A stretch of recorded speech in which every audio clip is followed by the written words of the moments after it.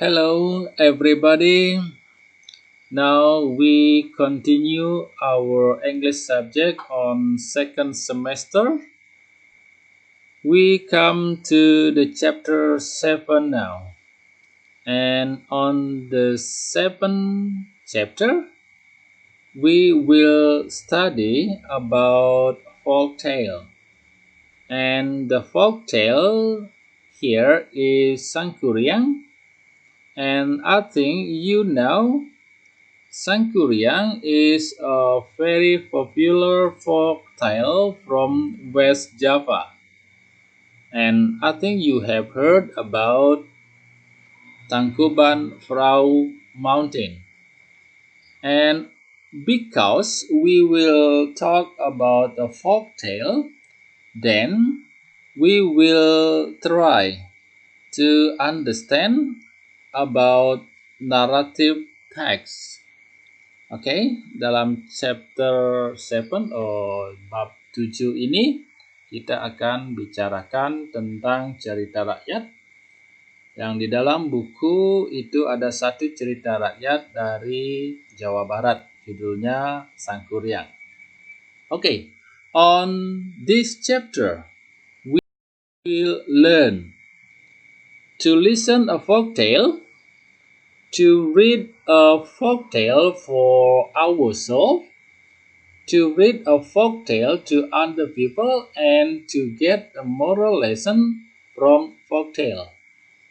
Kita akan belajar mendengarkan cerita rakyat, membaca cerita rakyat untuk diri kita sendiri, membaca cerita rakyat untuk orang lain, dan yang paling penting di sini mendapatkan nilai moral, pelajaran moral dari cerita rakyat, the moral value or moral lesson from the folk tale.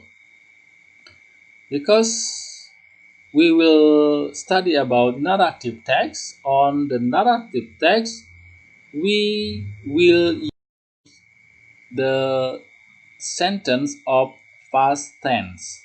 And the generic structure of narrative text, there are four.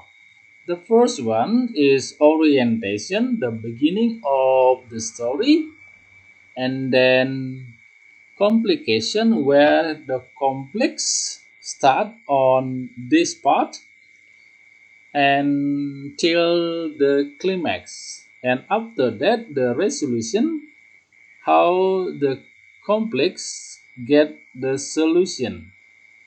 And then the last one is reorientation, the ending of the story. Is the generic structure of narrative text. And on this chapter, we will try to read a Sangkuriang folktale from West Java. And I hope all of you will listen because I'll try to read per paragraphs or paragraph by paragraph. Please listen carefully, and then at the end on this meeting, I'll give you some question to be answered, and please write your answer on the piece of paper and send to Google Classroom, or I'll try to make on Melajah ID. So get the links of Melajah ID on Google. Okay, SMP3 Ubud. Okay, listen from the paragraph. Once upon a time in West Java, Indonesia, lived a princess named Dayang Sumbi. She was beautiful and kind-hearted. Her hobby was weaving clothes, but sometimes she could be very lazy. One day her weaving tool fell, but she was too lazy to get it herself. She shouted out, "Can anybody help me to get my tool?" If you are a female, I'll take you as my sister. If you are a male, I will marry you. Okay, here is from paragraph 1, the beginning of the story of Sangkuriang. Here, Dayang Sumbi shouted to anybody who can help him to get the weaving tool. Let us continue to paragraph 2. A male creature came, but it was a dog. His name was Tumang. He happily brought the tool to her. Dayang Sumi was very surprised, but she kept her promise. She married the dog. Tumang was actually a man who had been cursed by a witch to become a dog. But at certain time, Tumang could turn back to be a normal man. Their only son, Sangkuriang, was soon born, and he grew up to be a handsome and healthy boy. He always played with his very loyal dog, Tumang.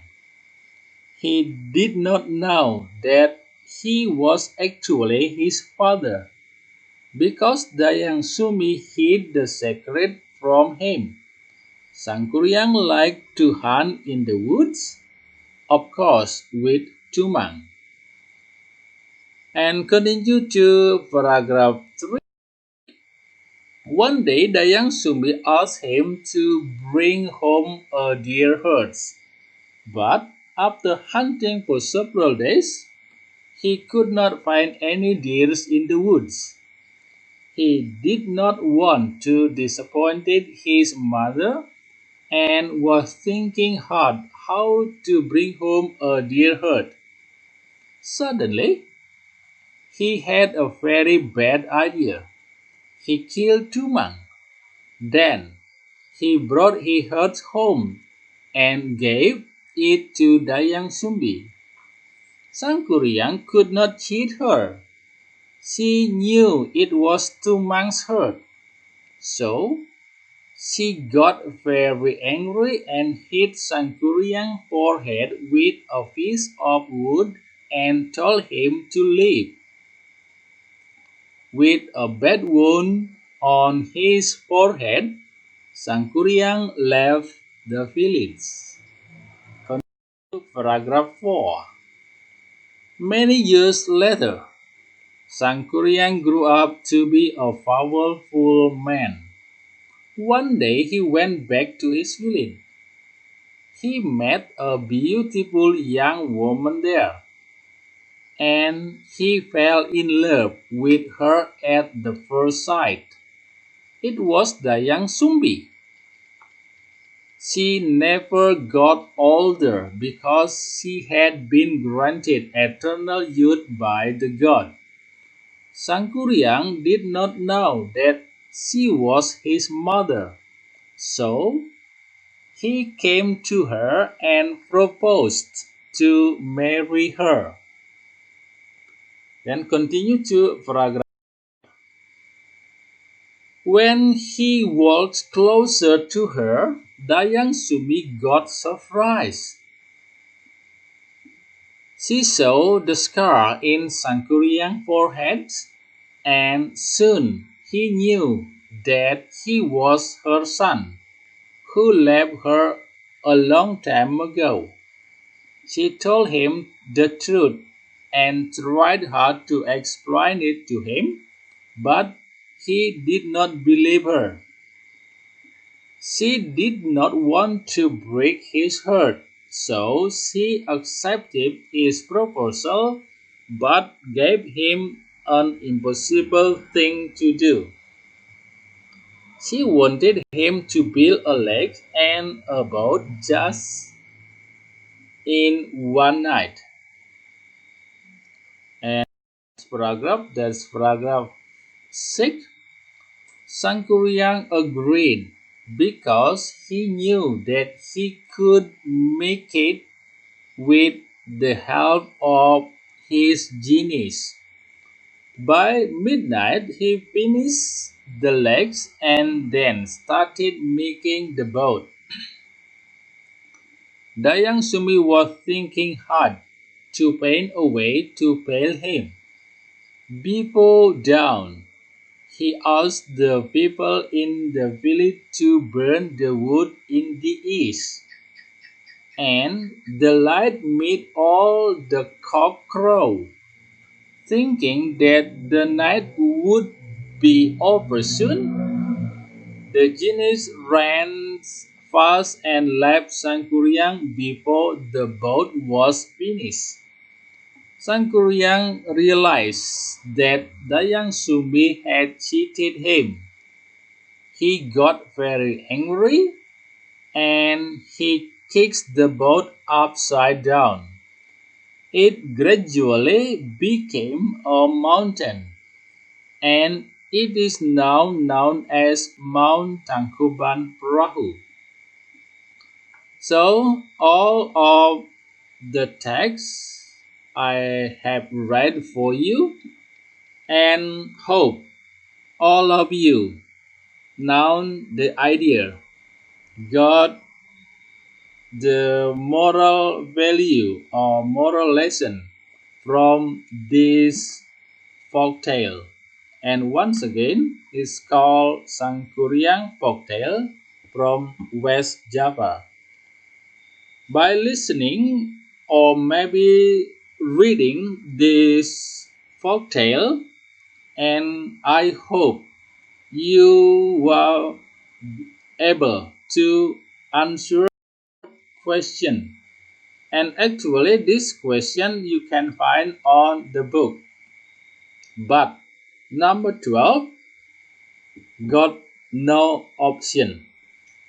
Okay, you answer this 12 question and write your answer on a piece of paper and then take a picture and send to Google Classroom or on the box of answer, or you can try to open on Malaja ID.